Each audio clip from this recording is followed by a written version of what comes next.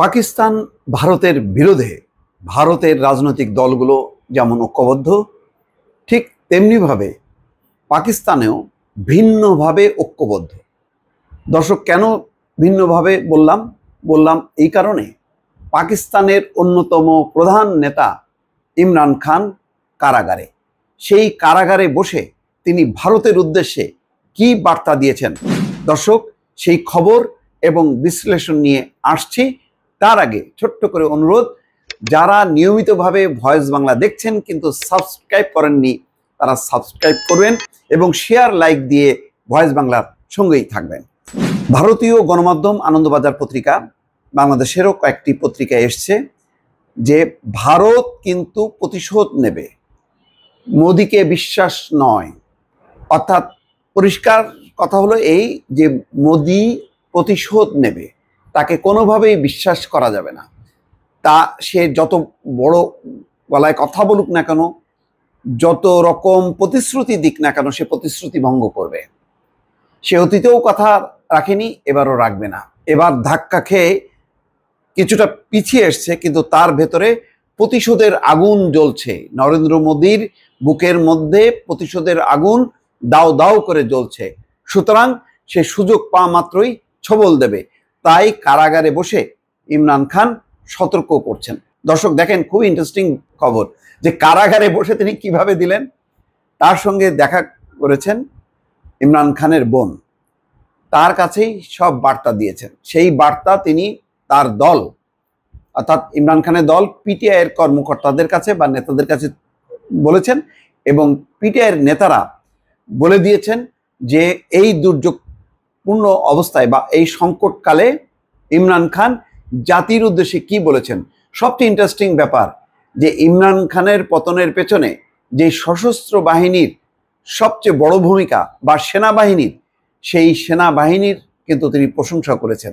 এক মুহূর্ত তিনি তার সাথে ব্যক্তিগতভাবে কি আচরণ করেছে সেনাবাহিনী, অথবা তার রাজনৈতিক প্রতিপক্ষ ক্ষমতাসীন যে জোট মুসলিম লীগ এবং পিপিপি, এই জোট তার সঙ্গে কি আচরণ করেছে, তার ফলাফল যে ছিনতাই করেছে, তার দলকে যে নির্বাচনে অংশ নিতে দেয়নি, তারপরেও কিন্তু ইমরান খান এই যুদ্ধে, অর্থাৎ ভারতের সাথে যুদ্ধে কিন্তু বলেছে যে পাকিস্তানকে সতর্ক থাকতে হবে।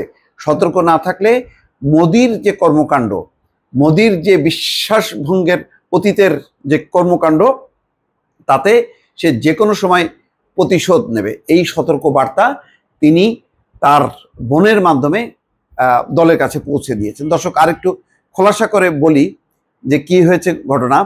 ভারত পাকিস্তান সংঘাতের আবহে জেল থেকে দেশবাসীকে সাবধান করলেন সাবেক পাকিস্তান প্রধানমন্ত্রী ইমরান খান। কোনো অবস্থাতেই যাতে ভারতের প্রধানমন্ত্রী নরেন্দ্র মোদীকে বিশ্বাস না করা হয়, সেই বার্তা দিয়েছেন। জেলে ইমরান খানের সঙ্গে দেখা করতে গিয়েছিলেন তার বোন আলিমা খান। তার মাধ্যমে সাবধানবাণী শুনিয়েছেন প্রাক্তন প্রধানমন্ত্রী।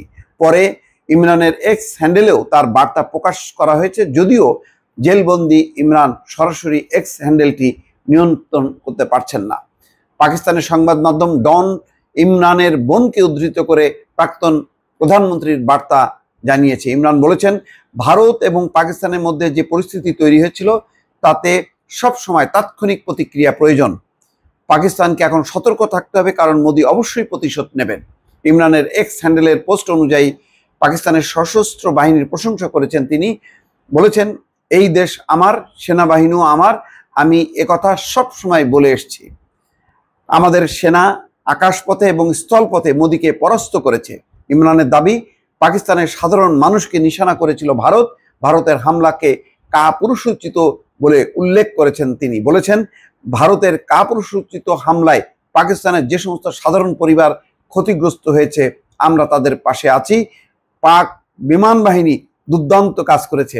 তার মানে হচ্ছে ওই যে 5টি যে যুদ্ধ বিমান ফেলে দিয়েছে, সেই কথা বলেছেন যে বিমান বাহিনী অসাধারণ কাজ করেছে, সেটি পাকিস্তানের সাবেক প্রধানমন্ত্রী ইমরান খান বলছেন। কিন্তু দেখেন, এইরকম দুর্যোগের সময়ও পাকিস্তানের শাসক গোষ্ঠী কিন্তু তাদের যেই রাজনৈতিক প্রতিহিংসা, সেটা কিন্তু বজায় রেখেছে।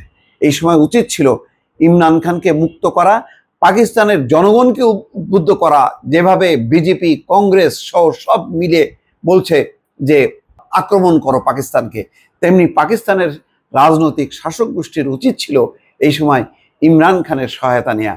কিন্তু পাকিস্তানের শাসক গোষ্ঠী অন্য ধাঁচের, তারা দেশকে প্রতিনিধিত্ব করে না, তারা সামরিক জান্তার স্বার্থকে প্রতিনিধিত্ব করে এবং মূলত পাকিস্তানের সেনাবাহিনী বা পাকিস্তানের রাজনীতি নিয়ন্ত্রণ করেন।